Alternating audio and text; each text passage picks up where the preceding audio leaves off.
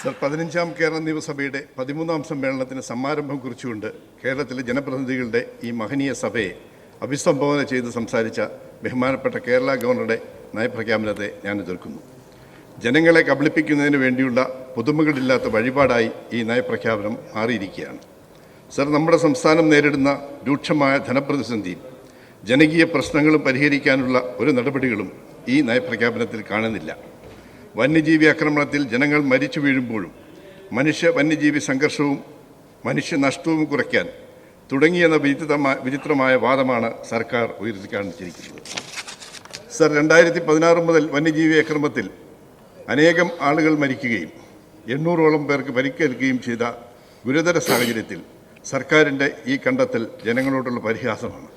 Sir, വന്യജീവി ആക്രമണത്തിൽ മരണപ്പെടുന്നവർക്ക് 20 ലക്ഷം രൂപയും പരിക്കേറ്റവർക്ക് 10 ലക്ഷം രൂപയും നഷ്ടപരിഹാരം നൽകുന്നതിനുള്ള നടപടികൾ ഉണ്ടാവണം.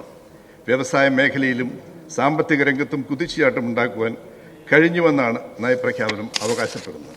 സർ, യുവതലമുറ വിദേശ രാജ്യങ്ങളിലേക്ക് കുടിയേറുവാനായി ബാങ്കുകളിലും മറ്റും വായ്പയ്ക്കായി ക്യൂ നിൽക്കുമ്പോൾ തൊഴിലില്ലായ്മ പരിഹരിക്കുന്നതിൽ നമ്മുടെ സംസ്ഥാനം മുൻപന്തിയിലാണ് എന്ന് പറയുന്നത് യുവതലമുറയോടുള്ള വെല്ലുവിളിയാണ്.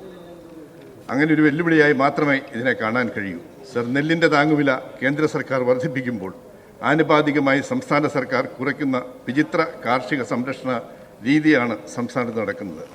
സർ, റബ്ബറിൻ്റെ താങ്ങുവില 280 രൂപയായി ഉയർത്തുമെന്ന് പ്രകടന പത്രികയിലെ വാഗ്ദാനം പാലിക്കുന്നതിന് യാതൊരുവിധ നടപടികളും ഉണ്ടായിട്ടില്ല. യുവാക്കൾ സംസ്ഥാനത്ത് തൊഴിലില്ലാതെ അലയുകയാണ്.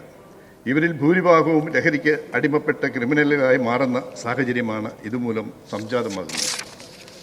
സർ, സമസ്ത മേഖലയിലും വിലക്കയറ്റമാണ്. വരുമാനോദായകമായ ഒരു തൊഴിൽ മേഖലയും നാട്ടിലില്ല. ഇതിനു പുറമെ വൈദ്യുതി ചാർജ്, വാട്ടർ ചാർജ്, ഭൂനികുതി, കെട്ടിട നികുതി, കെട്ടിട നിർമ്മാണ പെർമിറ്റ് ചാർജ് എന്നിവ അനിയന്ത്രിതമായി വർദ്ധിപ്പിച്ച് കൊണ്ടിരിക്കുകയാണ്.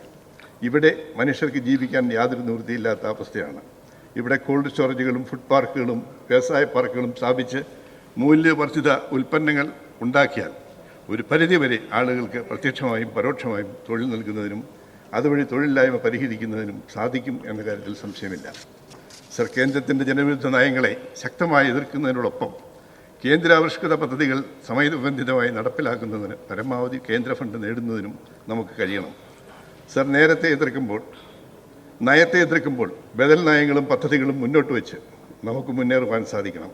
എങ്കിൽ മാത്രമേ ധനപ്രതിസന്ധിയിൽ നിന്ന് രക്ഷപ്പെടാൻ സാധിക്കുകയുള്ളൂ. കഴിഞ്ഞ ബഡ്ജറ്റിൽ ബഹുമാന്യായ ധനവകുപ്പ് മന്ത്രി സൂചിപ്പിച്ച പ്ലാൻ ബി എന്താണെന്ന് ഈ ബഡ്ജറ്റിന് മുമ്പെങ്കിലും പ്രഖ്യാപിക്കണമെന്ന് ഞാൻ അഭ്യർത്ഥിക്കുന്നു. സർ, ഭിന്നശേഷി സൗഹൃദം പറയുന്ന സർക്കാർ ഭിന്നശേഷി ഒളിമ്പിക്സിൽ പങ്കെടുത്ത് മെഡൽ നേടിയ താരങ്ങൾക്ക് ഒരു ക്യാഷ് അവാർഡ് പോലും നൽകി ആദരിക്കുന്നതിന് പോലും തയ്യാറായില്ല എന്നുള്ളത് ഖേദകരമാണ്. സർ, NCC കേഡറ്റ്സിന് ഭക്ഷണത്തിന് പണമില്ല. സ്പോർട്സ് ഹോസ്റ്റലിലെ കുട്ടികൾ സമരം ചെയ്യുന്നു. അതുപോലെ വിദ്യാഭ്യാസ രംഗത്ത് ഉച്ചഭക്ഷണം കൊടുക്കാനുള്ള സംവിധാനമില്ല, അതിന് പണം കൊടുക്കുന്നില്ല. ഇതൊക്കെ കൊണ്ട് സർ, ബഹുമാന്യായ ഗവർണർ ഈ സഭയിൽ നടത്തിയ നയപ്രഖ്യാപനത്തിൽ കേരള സമൂഹത്തിൻ്റെ വികസനത്തിന് ഉതകുന്ന ഒരു നിർദ്ദേശവും ഉൾപ്പെട്ടതായി കാണാത്തതിനാൽ ഈ നയപ്രഖ്യാപനത്തെ ഞാൻ ശക്തമായി എതിർക്കുന്നു.